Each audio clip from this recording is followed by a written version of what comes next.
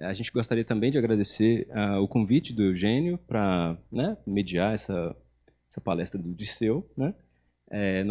Eu e a Gabriela, somos um duo de artistas que se auto-intitula Grão, né?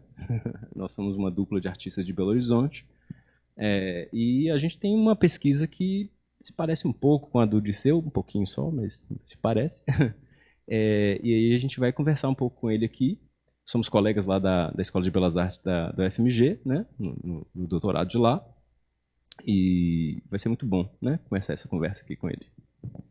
Sim, vou apresentar o Dirceu um pouquinho mais formalmente. Para quem não conhece, o Dirceu Maués é artista visual, doutorando no PPG Artes da UFMG, mestre em artes visuais pelo PPG Artes da Universidade de Brasília e bacharel em artes visuais também pela Universidade de Brasília. Foi repórter fotográfico nos grandes jornais impressos de Belém do Pará, entre 97 e 2008, e desde 2004 desenvolve trabalho autoral nas áreas da fotografia, cinema e vídeo, que tem como base pesquisas com a construção de câmeras artesanais e utilização de dispositivos precários. Em 2009, ele foi artista residente pelo programa Rumos Itaú Cultural em, desculpa o alemão, Kanstelarhaus, em Betânia, em Berlim. Em 2011, participou da 16ª Bienal de Severo, em Portugal, e do 17º Festival Internacional de Arte Contemporânea, Sesc Vídeo Brasil, onde ele recebeu o prêmio de residência em WBK na Vrije Academie, em Haia, na Holanda. Seus trabalhos fazem parte dos seguintes acervos: Coleção Pirelli MASP de Fotografia, Coleção FINAC, Festival Internacional de Arte Contemporânea Sesc Vídeo Brasil, no Museu de Arte Contemporânea do Paraná, no MARP, Museu de Arte Contemporânea de Ribeirão Preto, e no Museu do Estado do Pará, além da coleção individual do Joaquim Paiva e coleção Rubens Fernandes Júnior. Então, obrigada, Dirceu, pelo convite que você aceitou, e também obrigado a todo mundo. Acho que a gente vai passar a palavra para o Dirceu, ele vai apresentar um pouco a pesquisa dele e a gente parte daí para uma conversa um pouco mais tranquila. Boa noite, gente. Primeiro, queria agradecer ao Eugênio também e à professora Karina, lá do PPG Artes, lá do UFMG, né, pelo convite para fazer essa palestra.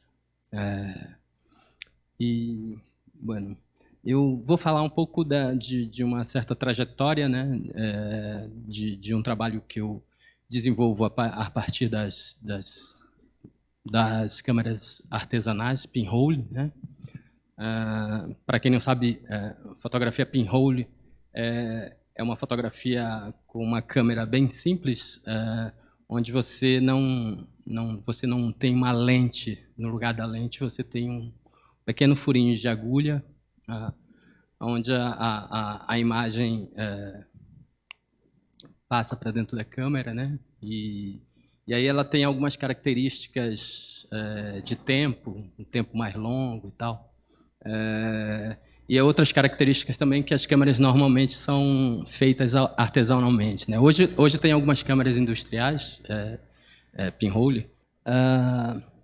Então, eu trouxe algumas câmeras que eu construí durante um bom tempo, assim, que fizeram parte de vários trabalhos, né, de vários processos, digamos assim, que eu fui fazendo a partir da fotografia pinhole, né? Então, como vocês veem, são câmeras feitas de madeira, de lata, né, mas de caixinha de relógio. E, bom, tem um aqui no meio que eu fiz usei um circuitinho eletrônico para controlar algumas funções nela, coisas simples, mas que depois eu vou mostrar as imagens mais ou menos que eu pretendia fazer com elas. Tem outras câmeras que são mais a câmera de fundo azul ali, ela é construída com corte a laser, então eu fui desenvolvendo outros processos de construção, né? No início eu fazia com madeira mesmo, assim, e depois as câmeras iam mudando de acordo com o trabalho que eu pretendia fazer. Opa.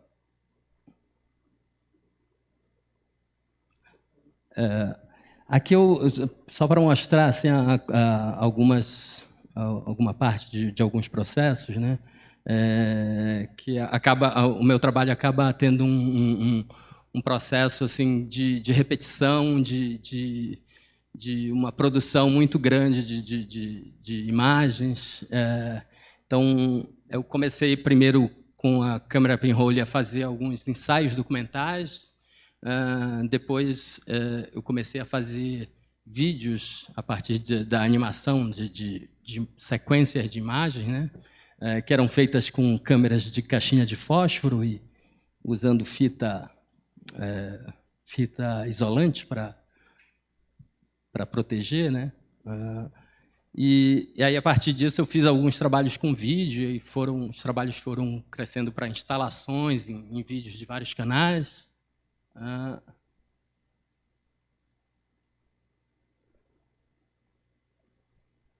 Essa é uma imagem de um primeiro trabalho documental com câmeras pinhole no Ver-o-Peso.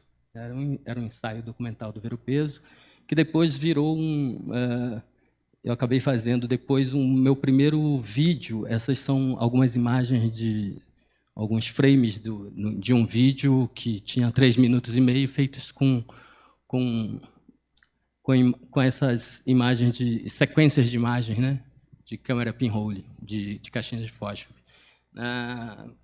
Então, quando eu comecei a trabalhar com pinhole, eu vi uma certa potência ali de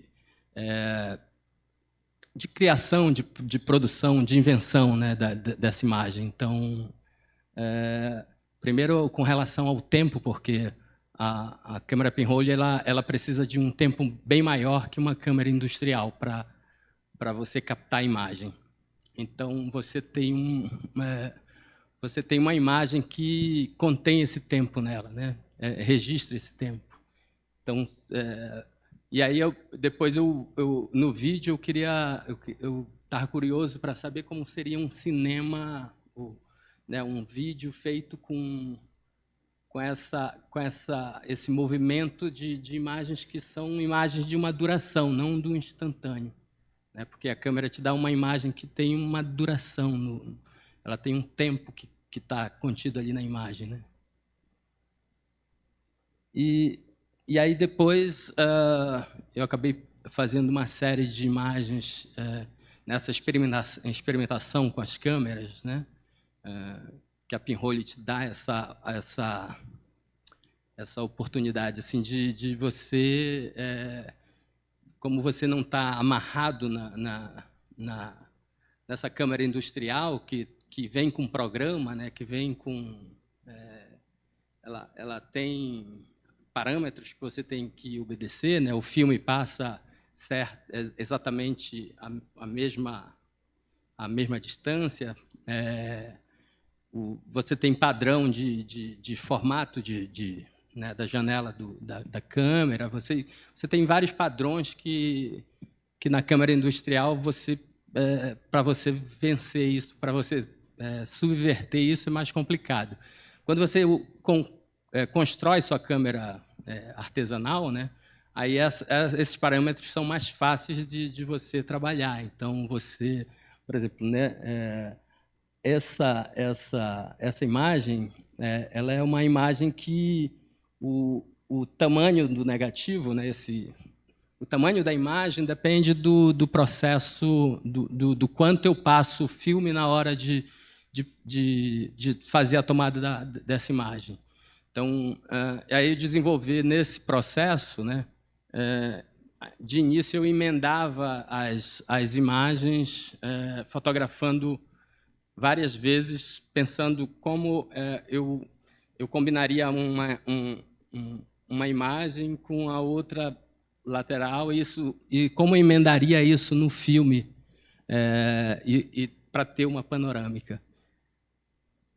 Depois eu acabei percebendo que se eu mantivesse a câmera aberta e e passasse o filme e girasse a câmera ao mesmo tempo, essa imagem ia se projetando, né, ao mesmo tempo que o filme vai passando. Então ela funciona meio que como um scanner de filmes, funciona. Só que ela já é como se ela escaneasse a realidade, né? E aí você tem várias características que vão... várias possibilidades, né, de imagem que você tem nesse borrão, nessa imagem da cidade de uma cidade que a imagem é praticamente construída, né, novamente, assim, você acaba construindo outra imagem da cidade, né, da paisagem da cidade. E aí o limite do tamanho dessa imagem depende do quanto o tamanho que você queira, né? Você determina o tamanho da imagem lateralmente de acordo com o que você vai passando no filme. Essa é outra forma de experimentação com o dispositivo, né? com o dispositivo fotográfico, né? Que ela chama, é uma técnica que chama quimigrama, onde eu uso o papel fotográfico velado e aplico os químicos diretamente sobre ele. Então, onde eu aplico, o papel está velado, né? Então, onde eu aplico um químico revelador, ele vai me dar uns tons de preto, de cinza, e onde eu aplico o fixador, eu vou ter tons mais claros, mais brancos, e aí a mistura disso às vezes me dá cores, né? Às vezes eu passava o fixador muito levemente, então ele eliminava um pouco da prata do filme, e aí quando eu jogava o revelador em cima, esse revelador ia buscar a prata que não tinha sido eliminada e me dava uns tons de... me dava uns tons, uma textura de céu que parece um céu de uma imagem real, né? E aí comecei a trabalhar com essa...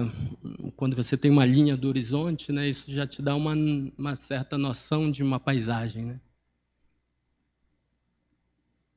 E aí essa é uma série de paisagens feitas com quimigrama, né, brincando com essa ilusão de uma imagem real.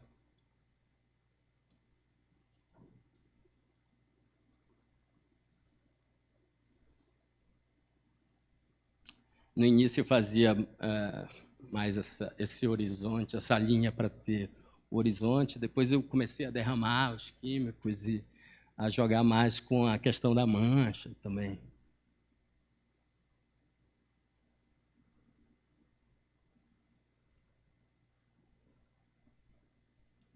E aí tem algumas... Dependendo do material que você usa, né? Eu usava desde esponja, pincéis, né? Opa. Deixa eu voltar.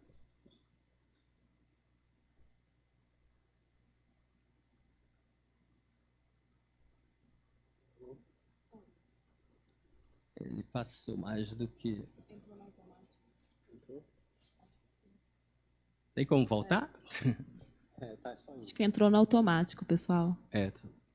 Bom, vou aproveitar, então, a pausa forçada.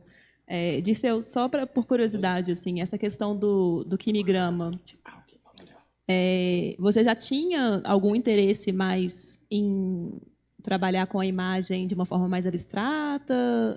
Você tem um interesse pela pintura? Porque tem algo do gesto, né? Quando você escolhe o químico, quando você passa o químico, tem algo de um gesto que não é um gesto propriamente fotográfico, né?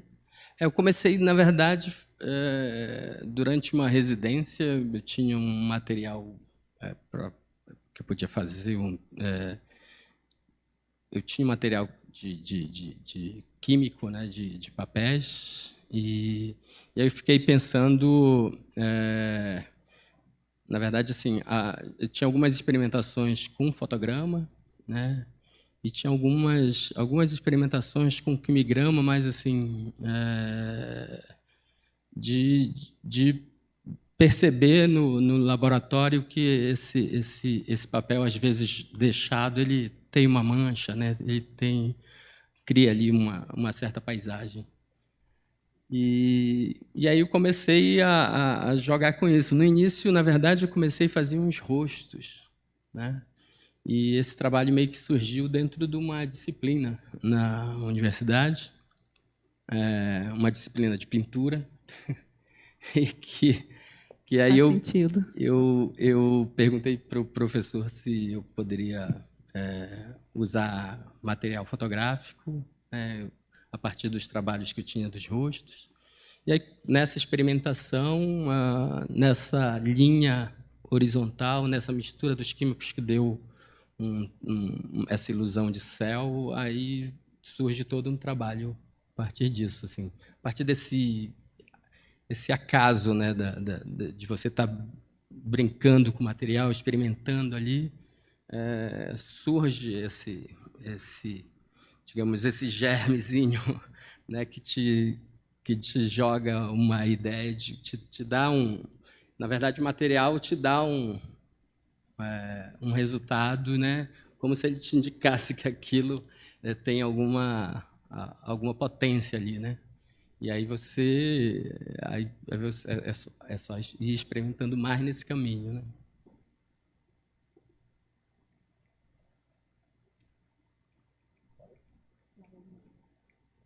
Travou de novo. Travou de novo. Você pode passar?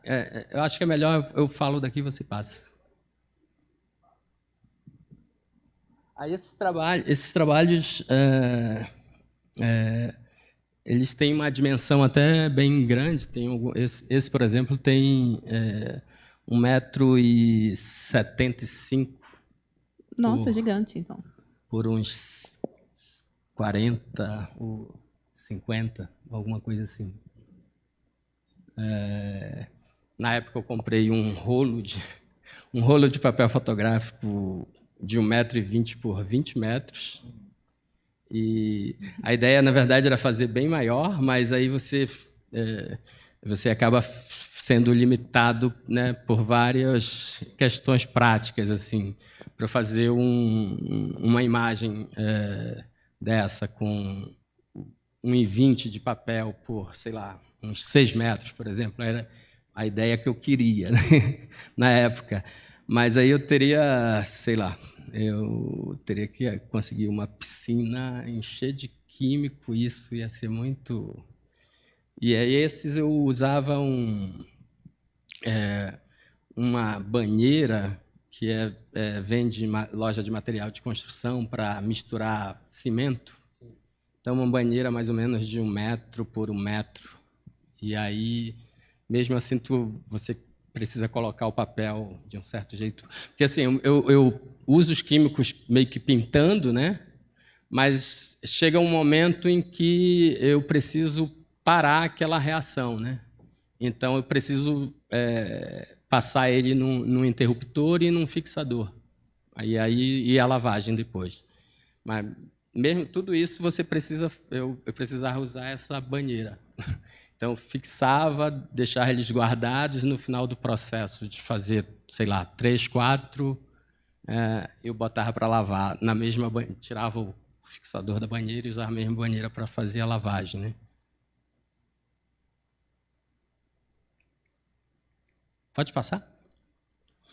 E aí, nessa pesquisa assim, desse dispositivo, né, pensando a questão de uma certa poética do próprio dispositivo fotográfico, né, eu fui me aprofundando na câmera, né, nessa experimentação com a câmera, depois com esses processos químicos, né, e a câmera também foi simplificando, e eu comecei a fazer esse trabalho com instalações com câmeras escuras, né?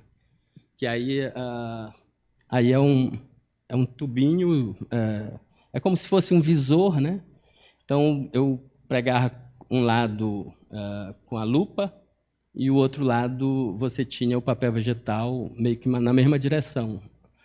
Como se ele atravessasse, mas ele não atravessava o vidro, na verdade. Então, ele era colocado em duas partes. E aí você tem tipo um visor, né? Pode passar, por favor.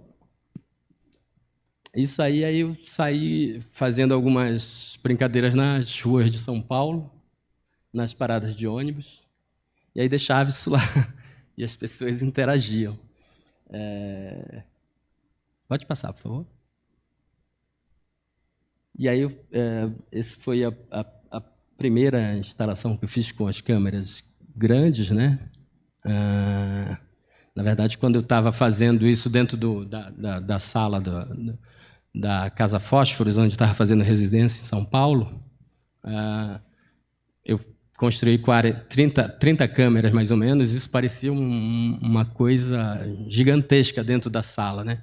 Quando a gente levou para a praça, ficou uma paredezinha minúscula, mas assim teve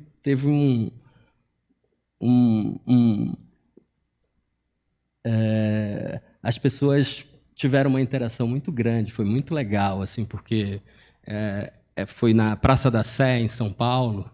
Então, você via um monte de gente diferente interagindo assim com o trabalho. Eu acho que dá para passar um vídeo. Passa um pedacinho do primeiro vídeo, só o início dele, por favor. A gente vai voltar um pouquinho e pode soltar. Só para ter uma ideia de alguns trabalhos com as câmeras, né? Dessa construção, dessa repetição, dessa quantidade de... Isso era o primeiro trabalho que eu fiz com as câmeras pinhole, de caixinha de fósforo. O primeiro vídeo que eu fiz, eu usei 45 câmeras de fósforo. E nesse trabalho, que foi era um trabalho com 6 canais, né? Eram 6 vistas de uma praia que tentava reconstruir essa imagem em 360 graus de uma praia de Belém. A gente usou 170 câmeras de caixinha de fósforo. Então, eu convidei alguns amigos que me ajudaram e a gente fez. E para fotografar eram 6 pessoas fotografando cada um para um lado, com 20 e poucas câmeras, e depois a gente digitalizava todo esse material, e aí você tinha uma instalação de 6 canais, assim, remontando meio que fisicamente, não tentando ser exatamente, né, certinho na conexão entre uma vista e outra, né? Até porque usando a câmera pinhole, você trabalha essa imagem ruidosa, né? Essa imagem que é do acaso mesmo. O acaso, o ruído, ele acaba virando a poética dentro do trabalho, né? E aí esse vídeo, ele, na verdade, ele mostra o processo de um trabalho parecido com o que eu fiz em Belém, só que isso era numa residência em Berlim. E a gente fez lá em Alexanderplatz, com tripés, né? E cada um eram 120 câmeras só, que eu acabei... na época eu achei que eu ia chegar lá, eu ia chegar lá e ia conseguir as caixinhas de fósforos do mesmo tipo, né? Mas não tinha, e a sorte que um amigo estava indo para lá e levou as minhas câmeras que eu já tinha em Belém. Levou para a gente fazer lá. Esse vídeo mostra um pouco do processo, assim, né? Que ele é um processo repetitivo, assim, de muita construção mesmo, desde da câmera, que tem que ser muitas câmeras, e depois você tem um monte de negativos para revelar, né? E digitalizar isso. Assim. Isso aí eu estava desmontando a câmera e aí eu usava as fitas. Isso aí virou tipo uma escultura que eu botei virou uma escultura registro do processo, digamos assim, essa bola de fita. Pode passar o próximo vídeo, por favor? E esse é o... Tem um som? Um pouquinho?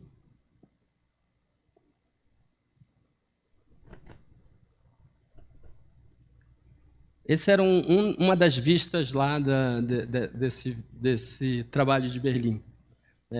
Na verdade, a instalação eram 6 vistas, né, que elas não se conectavam exatamente, né, mas é mais essa brincadeira de reconstruir de uma forma precária essa imagem em 360 graus. E aí a gente fez as imagens, depois ele tem um som desses trens, desses tram passando, né? E na montagem a gente pendurava as telas meio que formando um hexágono, onde as pessoas podiam passar entre as telas. Pode passar o próximo, por favor.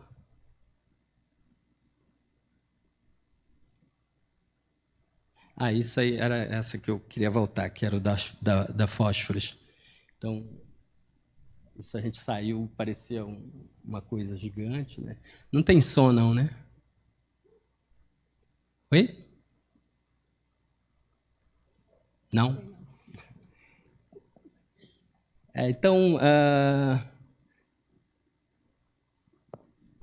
Foi a primeira vez que você disse que você montou as câmeras, assim como as que tem agora aqui em Tiradentes, né? Foi a primeira vez que você fez esse paredão. Isso, na rua. Esse vídeo era legal com som, na verdade, porque você vê os comentários das pessoas, então tinha as pessoas em situação de rua discutindo a questão da imagens, por que estava invertida, por que não estava invertida. Aí eles quase que brigavam entre eles, pediram para virar a câmera, assim, para consertar a imagem. Para ver se eles estavam numa discussão, um dizia que era como se tivesse um espelho, o outro dizia que se virasse não ia, aí me pediram permissão para virar, para ver se virava mesmo, e não virava nada.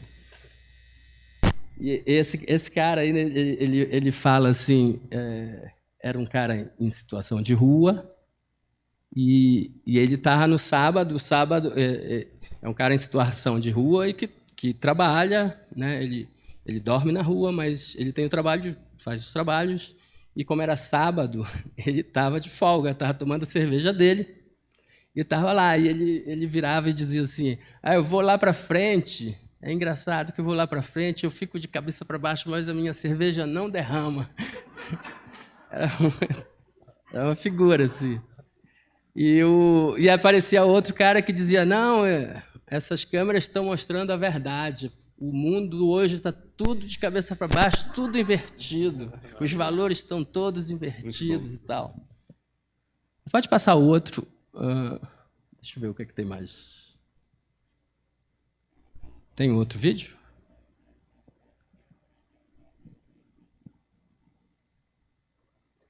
E aí esse é um outro vídeo com outro material, que são os tambores de metal, né? Já num outro local, vocês veem, são crianças classe média, imagino, Marina da Glória, isso, né? Era uma exposição de galerias e tal. E que aí foi montado, foi a primeira vez que eu montei também com tambores. E apesar de ter sido com galeria, deu um perrengue do caramba, porque a galerista tinha comprado os tambores, Mas quando chegou na hora de montar, ela tinha levado um calote, os tambores não iam chegar. Aí ela conseguiu uns tambores em Niterói, aí eu tive que ir atrás dos tambores. Era num terreno assim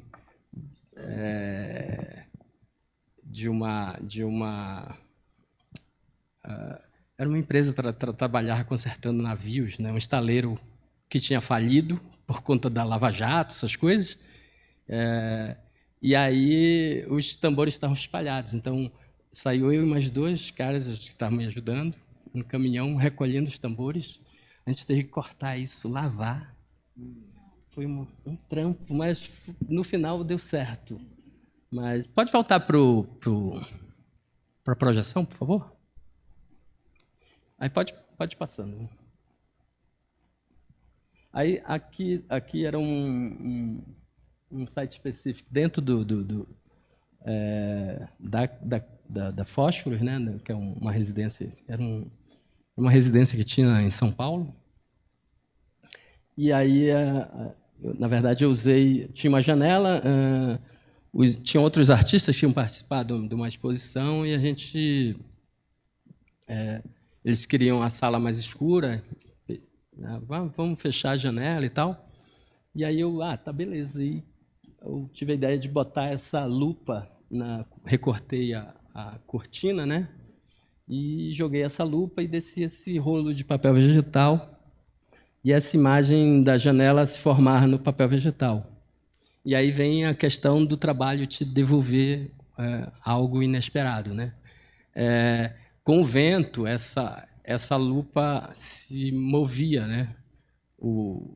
A janela ficava aberta, então, com o vento, às vezes inflava a cortina se aproximava do papel vegetal e você tinha um desfoque da imagem. Então, a imagem virava um borrão, e aí, quando voltava, saía o vento, ela voltava para uma posição, entrava num foco assim rápido, parecia que era uma câmera viva, assim. Essa imagem respirava, né? E era muito sutil, porque algumas pessoas chegavam no momento que estava só um borrão, então nem se davam conta. E algumas chegavam no momento que estava tendo essa transição e ficavam assim, ficavam procurando de onde vinha essa imagem, como é que ela estava funcionando e tal. E é isso. Acho que o trabalho tem muito essa relação assim de pensar na tecnologia, né? No início dos trabalhos eu sempre pensei na fotografia pinhole, na construção das câmeras, como uma forma de fazer uma crítica ao certo discurso teleológico em relação à tecnologia, né? De que você precisa de uma câmera última geração para fazer uma ótima imagem, né? E para mim isso não tinha nenhum sentido. Então, para mim, as câmeras, essas câmeras artesanais, né, essa certa precariedade, né, ela te dava uma potência muito grande, uma potência poética assim, muito grande, esteticamente, né, até como criticamente como imagem, né? E aí eu fui fazendo esses trabalhos com essas instalações, com as câmeras obscuras, né? Sempre trabalhando em diálogo com o espaço urbano, assim, né? Interditando passagens, né? E aí você tem esse jogo com um público que você não sabe qual é, às vezes, né? Nesse caso, por exemplo, era uma passagem, não era um lugar de muito fluxo em Brasília, era um lugar meio que... Eu acho que as pessoas que tiveram contato com esse trabalho foram bem poucas, e esse trabalho foi um trabalho que eu deixei na rua e ficou. E não sei como ele foi retirado, não sei. Normalmente as pessoas vão tirando as lupas. Pode passar, por favor. Esse é uma instalação feita na rodoviária de Brasília, né? E o trabalho tem muito essa coisa também de essas câmeras ficaram apontadas para o não lugar, né? Que era um estacionamento da rodoviária, né? E Brasília é aquela coisa assim, estacionamento é aquele monte de carro, aquele lugar que um sol seco e é um lugar que você não olha como paisagem também, né? E o trabalho tem um pouco isso de através do dispositivo, né, através da câmera escura, esse não lugar acaba se tornando uma paisagem, né? Esse lugar que você nunca para olhar, né? Porque você está sempre ali de passagem e que não é um lugar que você admira, porque é um estacionamento, mas quando essas imagens vão para dentro da câmera, parece que isso se torna uma paisagem fotografável e tal, que as pessoas interagem também e acabam fotografando porque acham bonito, colorido, né? Essa imagem é muito mágica da câmera obscura, né? Esse trabalho foi feito na universidade, né? Que virou um painel gigante. No início eu ia colocar ele meio que baixo e usar as outras caixas em outro lugar, mas aí eu fui arranjando. Tem um pouco do processo também de acaso também nesse processo da montagem, né, no diálogo com esse espaço. Então, eu fui montando, eu não tinha escada, aí arranjei um banco, aí consegui botar mais um, arranjei um banco mais alto, aí consegui botar mais outros. Aí passaram os caras com uma escada, eu pedi emprestado, aí consegui botar as últimas lá em cima. E foi bem legal fazer também isso. E do mesmo modo, essas câmeras ficam apontadas para o estacionamento, que é o lugar que ninguém olha, todo mundo passa ali direto. E quando eu montei, muita gente parava para olhar e também interagia e tal. Foi bem legal. Outra coisa do acaso também, essas caixas eu tinha mandado fazer num tamanho aleatório, e o fato delas encaixarem direitinho também faz parte desse processo do acaso, assim, do trabalho. Pode passar, por favor. Esse já era um trabalho em Belém, no prêmio Diário Contemporâneo, já com outro material também, são caixas de madeira, né? Pode passar, por favor. Os tambores que a gente viu ainda agora. Pode passar. Algumas imagens, né? Eu faço alguns registros também, né, de dentro dos tambores, que acabam indo para dentro da galeria como registro, como obra também. Esses são os tambores em Campinas, no Festival de Fotografia. E cada lugar, por exemplo, em Campinas eu sabia que ia ser numa estação, e aí tinha uma quantidade de tambores, a gente meio que, como tinha uma luz, a posição do galpão, o sol, uma hora estava para o poente, o sol passava certinho, então eu coloquei 2 torres dessa, cada uma numa ponta, uma dava para o poente e outra dava para o nascente. Ficou meio que tipo uns totens de marcação de território. Pode passar? Acho que e aí tem alguns trabalhos que interagem com a própria arquitetura mesmo, né? Então, esse é um trabalho das câmeras. Eu construí essa câmera e a gente colocou numa janela da galeria. Pode passar, por favor. E aí, nessa janela, você tem essa imagem do lado de fora, com as três imagens que se mesclam, e tem movimento, e as cores. Então, essa do mesmo... Eram 2 janelas também ali, né? É só tipo calcular a distância focal da lente para que a projeção fique exatamente na janela, né? Cobre a parte da janela com papel vegetal. E essa é daqui, que foi bem interessante ver as pessoas jogarem com ela, assim, brincarem, interagirem com o trabalho. É isso. Mais trabalhos vocês podem ver no site.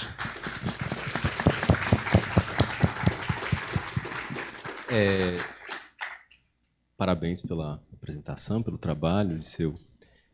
Vieram várias questões aqui, né? Eu vou levantar alguma coisa, a Gabi levanta outras. A primeira que me veio enquanto eu te ouvia, eu percebi que você, em geral, fala assim dos trabalhos, esse trabalho, aquele trabalho, e alguns artistas são extremamente preocupados, né? Assim, isso concerne muito eles com o nome do trabalho. Eu vi que você, obviamente, tem preocupações, por exemplo, é um trabalho que tem uma relação com a ideia de site específico muito forte, né? Ele vai se moldando ao espaço. Você falou da arquitetura, mas também, quer dizer, do espaço como um todo, né? Mas eu queria saber de você como é que você se relaciona com essa ideia de nomear o trabalho, né? Já que na apresentação, pelo menos, eu né, percebi isso. Assim. Normalmente eu acabo nomeando por séries. Então, tem essa série das câmeras escuras começaram com inversões na paisagem e aí, dependendo do lugar, eu acrescentava algum subtítulo. E quando mudou para o material dos tambores e metais, aí virou tambores de luz. E aqui eu achei que isso é um problema, porque, por exemplo, para a gente na academia, quando tu vai jogar lá no Lattes, digamos assim, parece que é o mesmo trabalho sempre. Então, é um negócio que não funciona muito direito. Assim, problema burocrático também, né? Jogar o nome de séries e tal, pensando na academia, digamos assim, né? nessas formalidades. Mas é mais ou menos isso. Dos quimigramas, ele chamava Incerta Paisagem. Era Incerta Paisagem. Tinha mais alguma coisa que eu não vou lembrar agora. Uma outra coisa que eu fiquei aqui matutando, né, enquanto te ouvia, no início você fala de uma poética da invenção, não é isso? Uhum. Eu queria que você falasse um pouco mais sobre essa ideia, porque, em geral, no campo das artes, a gente tem um jargão, né, que é um jargão que eu acho até meio teológico, assim, né, a ideia de criação, né, o artista é um criador, né, e não um inventor, né, percebe que tem uma diferença aí. Isso é algo que está na sua pesquisa, quer dizer, eu estou trazendo uma questão nova, ou isso já passou aí pela sua pesquisa? A minha pesquisa, eu acabo meio que... na minha pesquisa, acabei entrando em contato com um filósofo que chama Gilbert Simondon, que aí trabalha alguns conceitos como individuação, do modo de existência dos objetos técnicos, e tem mais um livro que eu uso dele, que é o Imaginação e Invenção. Então, ele vê, na verdade, ele tem uma teoria que chama dos ciclos das imagens, né? As imagens mentais, onde ele vê a imagem ela faz parte do processo de percepção da gente, num processo de individuação, né? de como nesse processo de mudança do ser, né? Como o indivíduo vai se formando, né? E aí, nessa teoria do ciclo das imagens, então, as imagens para ele não é só imagem visual, né? É uma imagem, ela pode ser auditiva, pode ser degustativa, trabalha com a percepção mesmo. Então, e aí, para ele, as imagens são quase como um organismo independente dentro da gente, dentro do indivíduo. Elas têm uma força própria, digamos assim. E aí ele coloca nesse ciclo das imagens, né, as imagens como uma antecipação. A gente sempre, antes de ter uma experiência, a gente tem uma imagem que antecipa essa experiência para a gente. E aí você tem a experiência, e nessa experiência você cria uma imagem, né? Você acaba sendo produzido uma imagem nessa experiência, com um contato com o mundo, né? E a partir dessa experiência, dessa imagem que é criada a partir da experiência, né? Você tem essa imagem vira memória. E a partir disso você tem um acúmulo dessas imagens, memórias, e aí você tem um processo de invenção de uma outra imagem para resolver os problemas que essas imagens, memórias acabam se saturando, né? Elas têm alguns potenciais, elas viram uma forma de invenção. Então, para o Simondon, e essa invenção ela vai dar num objeto-imagem, que ele chama. E aí, o objeto-imagem não é só a imagem concreta, como uma fotografia, uma pintura, ou sei lá. Pode ser um objeto, pode ser uma música, pode ser várias coisas. E essas imagens, objetos, que são as invenções, né? É um modo de produção de invenção, e aí você tem... Isso ele pensa em vários níveis, tipo, a partir do nível biológico, que seria o primeiro, e aí essa invenção, né, muda de nível para um nível psíquico, e aí você tem, de novo, antecipação, experiência, memória e outras invenções. Isso acaba evitando a ideia de tábula rasa, de criação do zero. Isso, para ele não existe, né, do zero, porque a própria individuação, o processo de individuação é um processo onde você tem uma estruturação, uma operação que cria uma estrutura, e uma operação que vai dar numa estrutura, e a partir dessa estrutura você vai ter ela vai ser base para novas estruturações que vão criando novas, como se fossem criando camadas. O indivíduo é formado de camadas, né, entre operação e estruturação, estrutura e operação, assim. Então você nunca nada parte do zero exatamente, né? Na verdade, no processo de individuação você tem o que seria um ser pré-individual, que seria uma potência que pode dar no indivíduo, né? Pode devir, pode individuar, né? E se tornar um indivíduo, e esse indivíduo, se ele for um indivíduo, um ser vivente, ele vai sempre ter novas individuações, novos problemas, novas questões, tensões para resolver, e aí você tem sempre para ele o devir do ser é imanente ao indivíduo, né? Pensando um pouco assim que nada parte do zero, né, na criação da imagem, inclusive, mas você está ali partindo de uma câmera que, na verdade, ela não está ali, né? Você cria a sua própria câmera, né? O seu próprio aparato.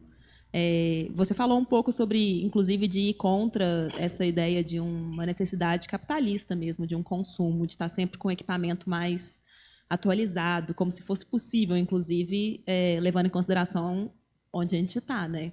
O preço, a acessibilidade, isso é realmente uma questão, pensando em dispositivos, né, tecnológicos no Brasil, principalmente. Você acha que essa vontade de fazer a própria câmera vem de uma questão de um controle do processo como um todo, ou é realmente uma questão de um posicionamento político? É pela questão do tipo de imagem que ela vai produzir? Porque também tem aí já vou emendar uma segunda pergunta. Também tem uma coisa muito interessante no seu trabalho, que você não está necessariamente produzindo fotografias, né? Você está produzindo modos de ver o mundo, até. E aí, entrando na questão da paisagem que você trabalha, né, seriam esses recortes de uma paisagem, às vezes paisagens que não passam despercebidas, né, igual você comentou do estacionamento. Como é que para você essas relações assim, dessa câmera construído artesanalmente? Assim, eu vou começar pela última. Eu sempre pensei que o processo para mim era muito caro, assim,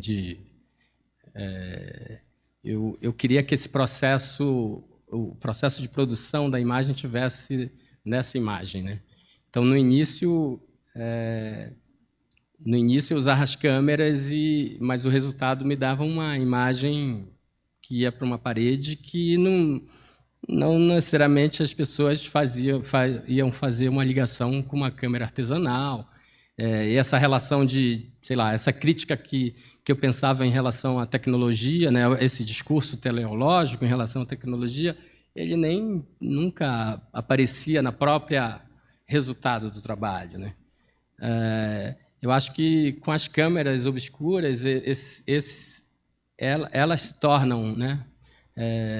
Você não tem mais uma imagem objeto ali, resultado concreta na parede, e a fotografia se torna meio que efêmera, né? Porque, na verdade, não é uma fotografia, uma pré, né? É um pré-individual da fotografia ainda é uma potência em fotografia, né?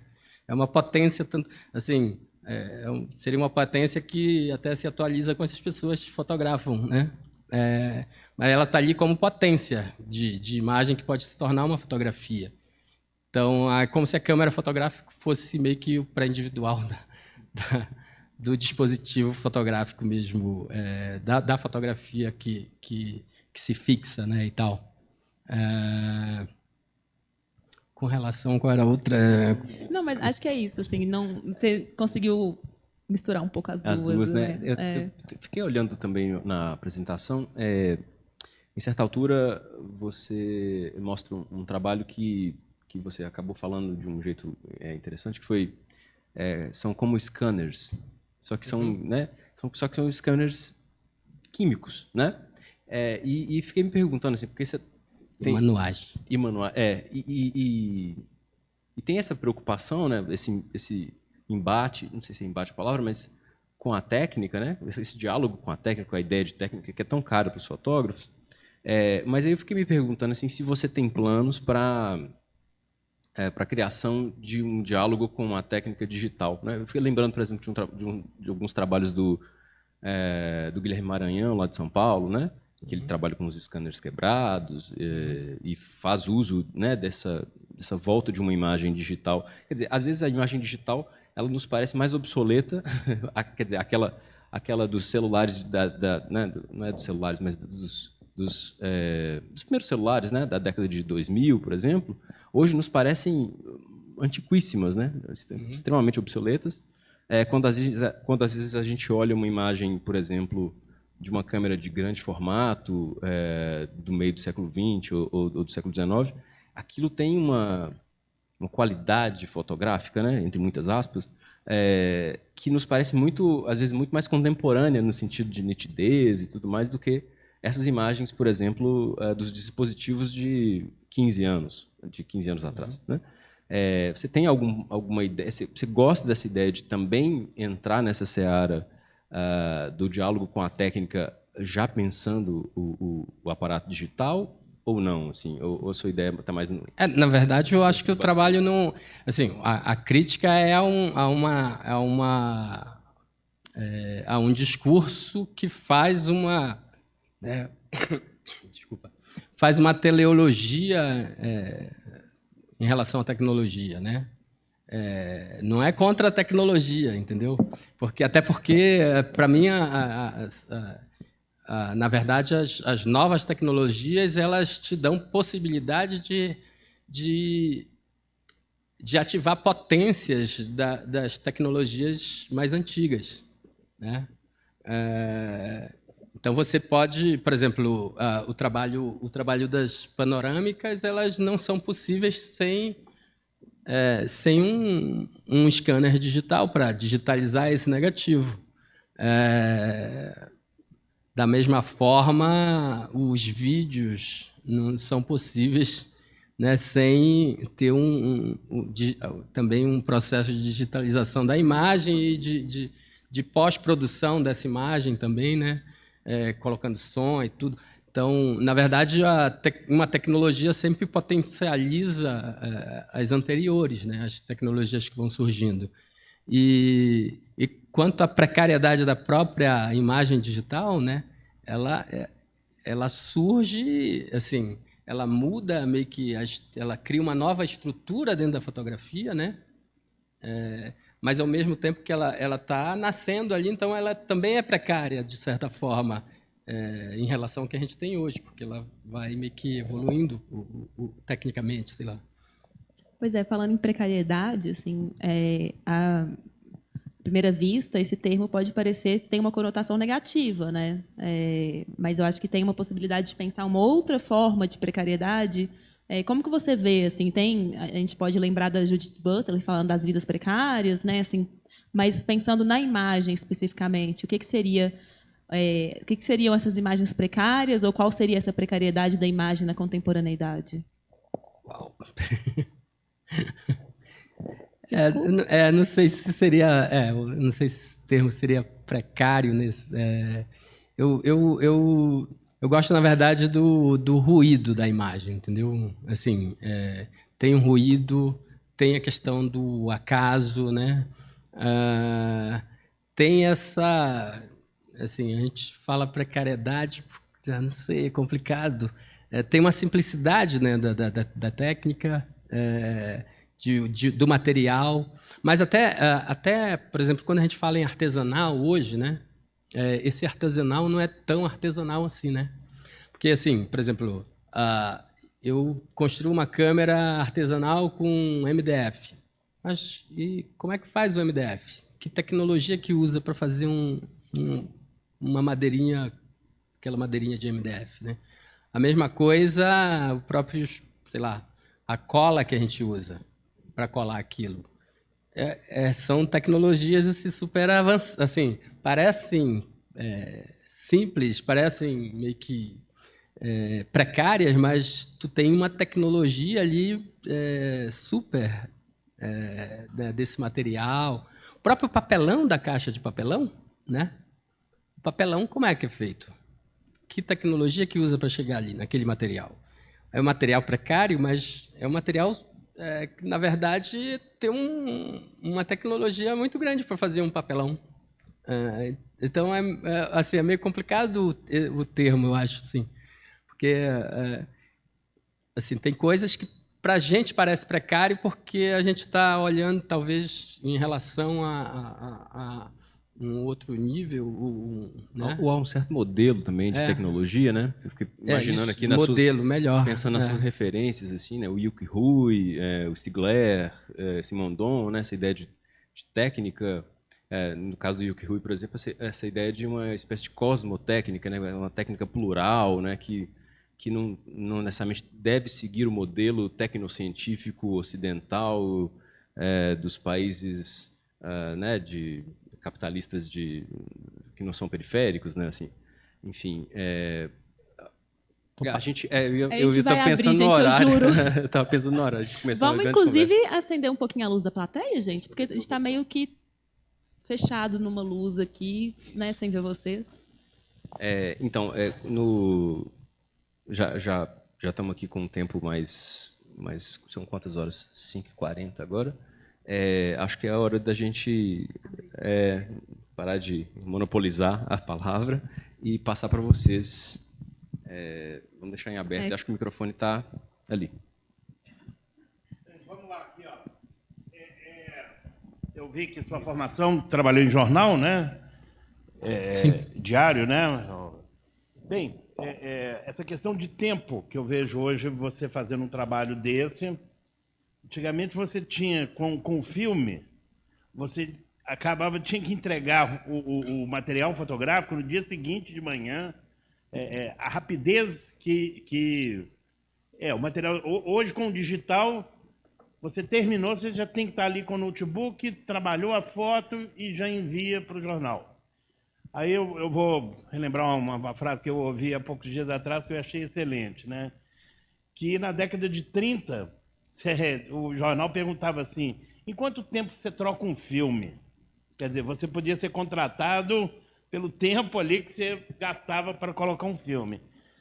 Com esse trabalho seu, que eu estou vendo, uma leveza. Você hoje espera o tempo certo para fazer sua foto. E antigamente você tinha que estar lá no jornal. Tá vendo? Eu quero colocar uma relação entre o que foi o seu trabalho de jornal e o que é hoje você fazer esse trabalho que me deu uma certa leveza. Gostei da ideia. No jornal você tem são outras questões, eu acho, assim, né? É outro universo, digamos assim, né? Primeiro você trabalha, acho que dá até para trabalhar alguma coisa, colocar algumas, usar um pouco de estética, tentar colocar uma estética no trabalho, pensar o trabalho de algum modo. Que coloca algumas outras questões, mas você está ali você está dentro de um processo que você tem que levar uma imagem que, sei lá, que tenha uma certa narrativa sobre determinado assunto, né, uma certa visão, e você trabalha com instantâneo direto, né? Praticamente. É claro que tem algumas fotos que não necessariamente, mas aqui é outra. O Pinhole, na verdade, te dá outra temporalidade também, já pelas próprias características da câmera, né?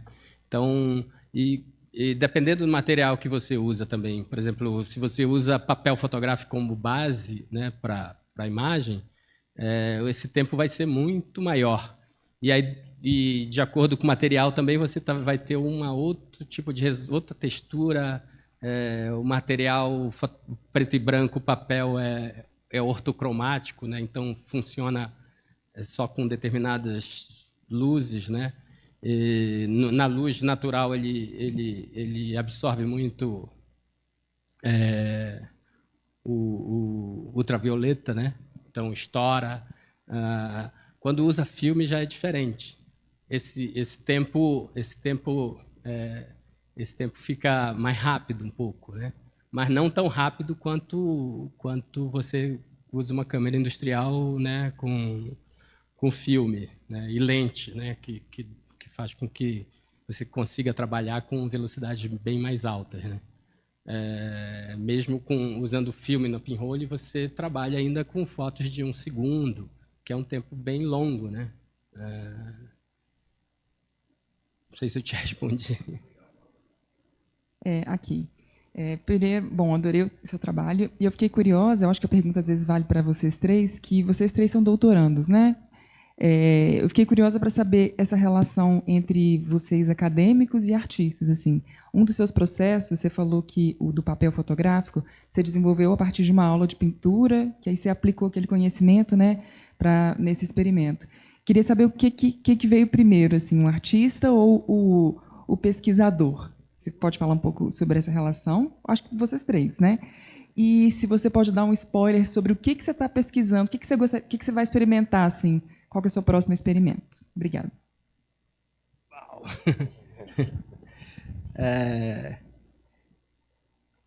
Bom, eu acho que bom, ser artista já é ser pesquisador, né? Eu acho, sim, de alguma forma.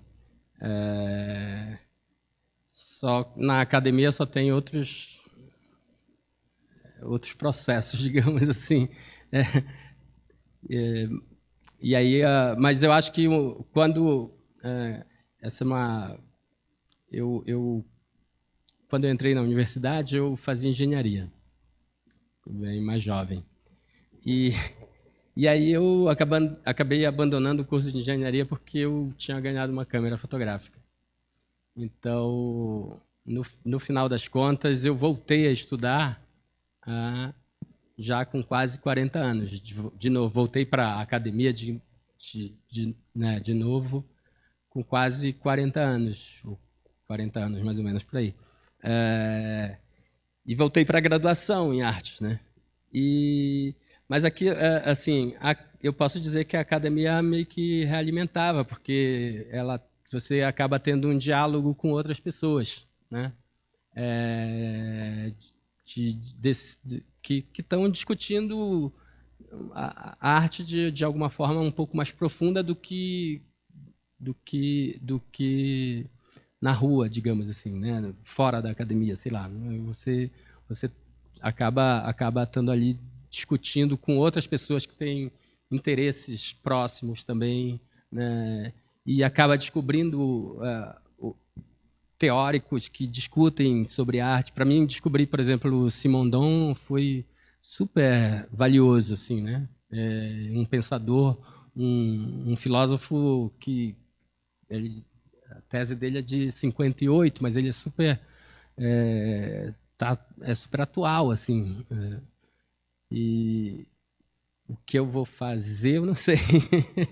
Não tenho ideia exatamente. Na verdade, assim, no doutorado, eu acabei enveredando por um processo um pouco teórico que dialogava com o meu trabalho, assim. Então, eu até penso que não produzi tanto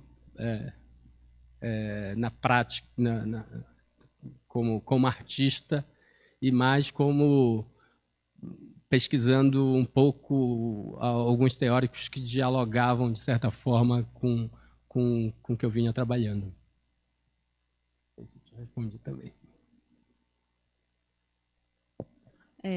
Acho que bem breve, porque, né, não é sobre a gente, é sobre o Dirceu, mas acho que também estamos em fases diferentes, né? Dirceu está quase defendendo já, os que já defendeu, quase defendendo, e nós dois acabamos de entrar, fizemos só o primeiro semestre do doutorado até então, né?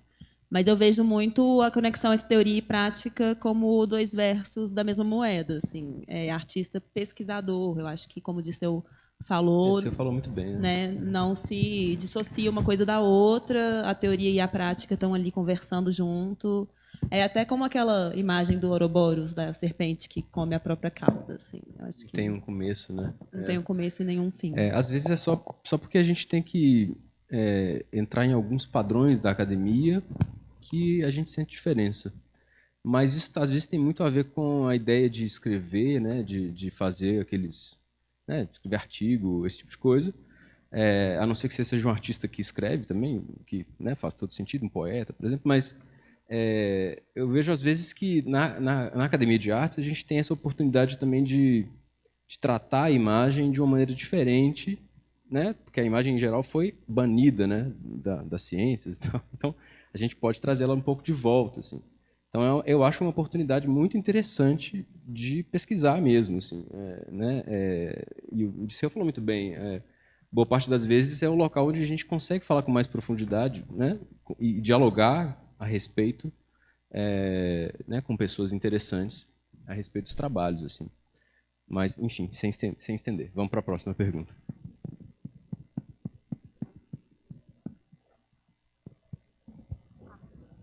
Ô, Dirceu, a gente se divertiu demais. Assim, eu nunca vi um trabalho tão sofisticado e tão... Não tem nada de precário, porque você nos coloca próximo do que é a fotografia. Eu não aguento isso. Não posso falar, senão... A gente está gravando, por isso que precisa do microfone. Mas aí a primeira pergunta que você se faz, você fala, uai, por que a gente está invertido lá do outro lado? Aí a gente começa a fotografar o povo na rua. É como se você fotografasse só com o olhar e com o pinhole, o buraco. Esse trabalho cabe em qualquer lugar, porque te coloca a pergunta, uai, como é que uma câmera funciona? Aí, sabe, assim, depois a gente curtiu e riu e fez um monte de foto, mas é muito lindo e não tem nada de precário, porque é muito principal. Ele é o mais principal de todos, ele é muito sofisticado. Não é? Obrigado. Uma coisa que eu não falei, eu acho que os trabalhos, eu acho que eu sempre tive a preocupação de que o trabalho ele te abrisse essas questões da estrutura, assim, se você não entende, né, os processos, você acaba sendo alienado, né? Você acaba Uhum. Pois é, eu acho que você colocar essa estrutura à mostra, né? Porque assim a gente acaba tendo seja na fotografia ou nos objetos de arte, né? Você acaba tendo uma superfície e atrás daquela superfície tem uma profundidade. E eu acho que eu tinha uma certa preocupação do trabalho não ficar só na superfície, né? A imagem não ficar só na superfície. Porque só na superfície você acaba meio que alienado naquela... É só isso, né? Não, mas tem outras coisas por trás. Então, quando você coloca, por exemplo, a câmera vira o objeto, né? E a superfície da imagem, na verdade, ela se torna ali efêmera, meio que uma pré-fotografia mesmo, assim, e ao mesmo tempo é uma coisa, é uma imagem já em movimento e em tempo real, né? É um negócio assim que parece que é o antes e o depois, né? Da própria fotografia como imagem fixa, né? Uma fixação da imagem, né? Que é assim, a fotografia.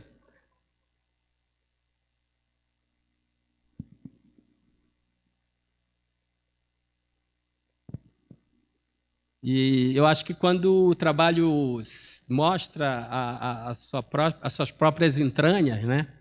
Eu acho que te revela como o mundo funciona, sei lá, como você consegue perceber como as coisas funcionam. E saber como as coisas funcionam é uma coisa muito importante, né? Para você não se tornar uma pessoa alienada, né, desse mundo também.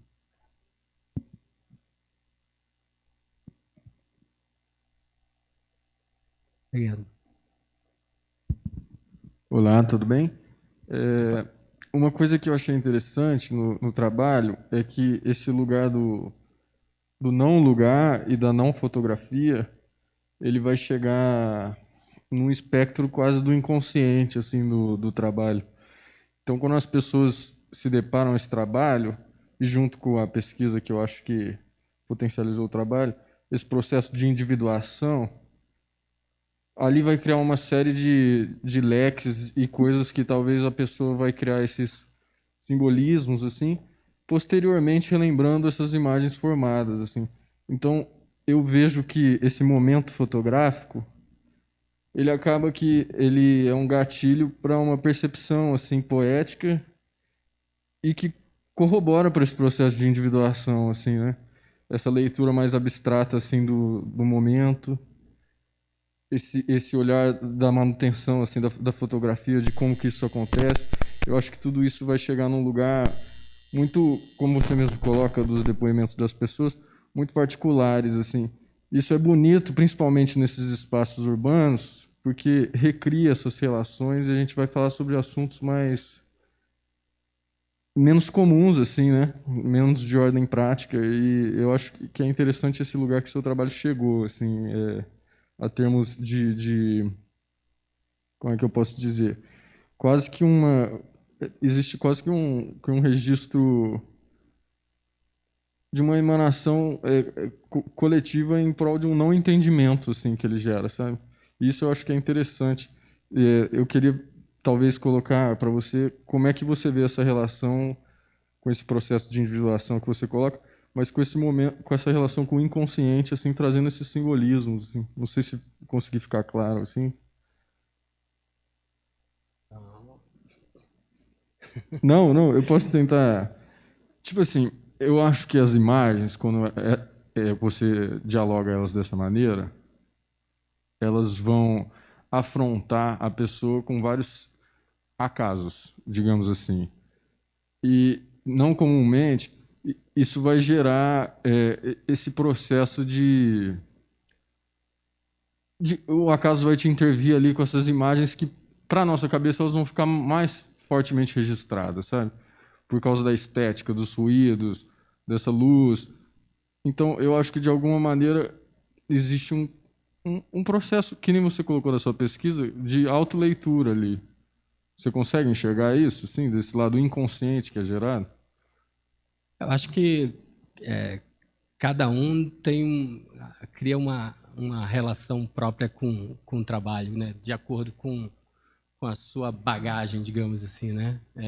Com a sua própria, o seu próprio processo de individuação, assim, de como você tem um encontro com essas imagens e você vai criar suas relações com ela. Com certeza, você tem uma relação psíquica também, assim, de um processo, não, não sei,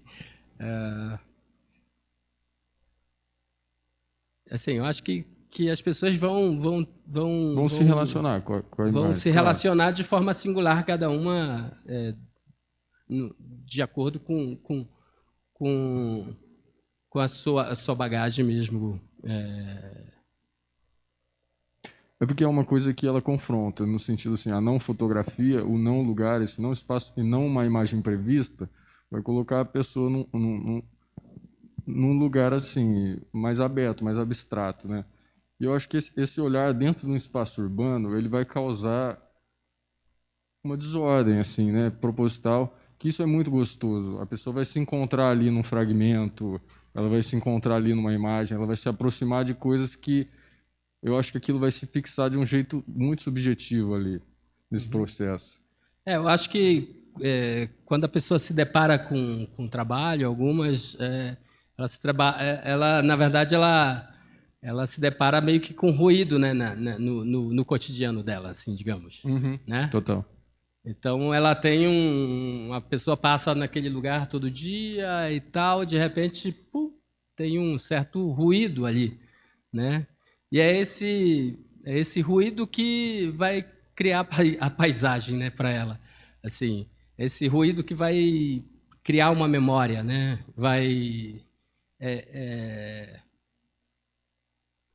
O que você guarda, na verdade, pensando assim, quando nos processos de individuação, né?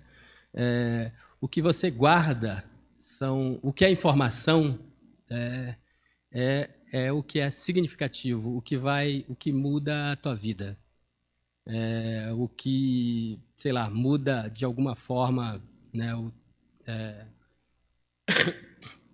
O teu cotidiano, sei lá, tu estás passando naquele lugar e pum, alguma coisa de estranho, alguma coisa, esse ruído acaba te fazendo parar e pensar em outras coisas. Uhum. Eu estava pensando aqui também, Disseu, vendo o histórico, né, que você mostrou para a gente e tal. Nos últimos trabalhos, a coisa vai se conformando também um pouco como escultura, né? Eu fiquei imaginando em alguns dos trabalhos em que as câmaras obscuras vão se multiplicando, né? Eu lembrei daquele ser mitológico, aquele gigante, o Argus Panoptes, né? Que é um gigante que o corpo é coberto de olhos, né? Que é aquele monte de aquele monte de olhos, assim, aquele monte de orifícios para ver, né? E essa relação também com o site específico, que a gente já tinha comentado, né? Você tem um certo nível de consciência dessa... É intencional? Como é que é o jogo que você está trabalhando hoje em termos escultóricos, né? Queria que você comentasse um pouco disso, assim, e se isso tem, igual a colega falou, assim, projeções para o futuro. Sim, como é que tá? eu acho que essa coisa de você do próprio dispositivo virar a obra, sabe? Dessa poética do próprio dispositivo, entendeu? Não exatamente mais a imagem fixada da fotografia, né? Não mais a imagem como objeto, mas o dispositivo como objeto. Isso era o que me incomodava no início e que, para mim, é muito gratificante, assim, ver que a câmera obscura, o dispositivo se torna essa obra também, né? Como objeto, como um objeto que está intervindo ali no espaço público, que está intervindo no olhar das pessoas, nesse cotidiano, né? Como um ruído na vida das pessoas também. E aí, para mim, é muito... eu acho que tem tudo a ver isso, assim, de o trabalho ser a obra, assim, eu gosto dessa coisa dessas entranhas estarem para fora, assim, estarem à mostra, né? Essa estrutura interna do trabalho é o trabalho. O processo é o trabalho, na verdade. Acho que é isso, então. Eu gostaria de agradecer a presença de todo mundo, agradecer imensamente ao Dirceu por ter compartilhado com a gente um pouquinho da obra dele e esse bate-papo. Eu que agradeço. É isso.